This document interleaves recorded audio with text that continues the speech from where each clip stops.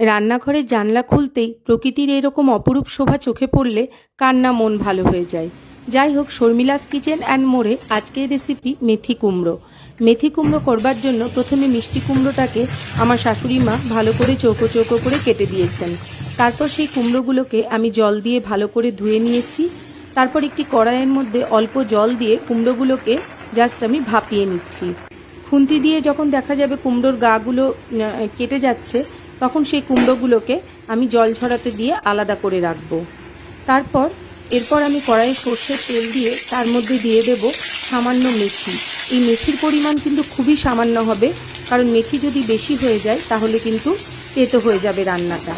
তার মধ্যে দিয়ে দেব তেজপাতা, শুকনো লঙ্কা আর বেশ খানিকটা কোড়া নারকেল দেওয়ার পর নারকেলটা ভাজা ভাজা হয়ে এলে তার মধ্যে দিয়ে দেব 1 চামচ মতো জিরে বাটা।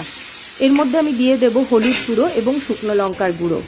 তারপর সেদ্ধ করে রাখা কুমড়োটা এর মধ্যে দিয়ে ভালো করে মিশিয়ে নেব, আর দিয়ে দেব স্বাদ অনুসারে লবণ এবং চিনি। ব্যাস তৈরি হয়ে যাবে আমার মেথি কুমড়ো। মেথি এবং নারকেলের যে সুন্দর গন্ধটা বেরোবে, সেটাই কিন্তু এই কুমড়োর তরকারিটাকে একটা অন্য মাত্রা দেবে। বাড়িতে অবশ্যই একটু ট্রাই করে দেখবেন এই মেথি কুমড়ো। ভালো লাগলে চ্যানেলটিকে ফলো, লাইক এবং শেয়ার করে দেবেন। নমস্কার।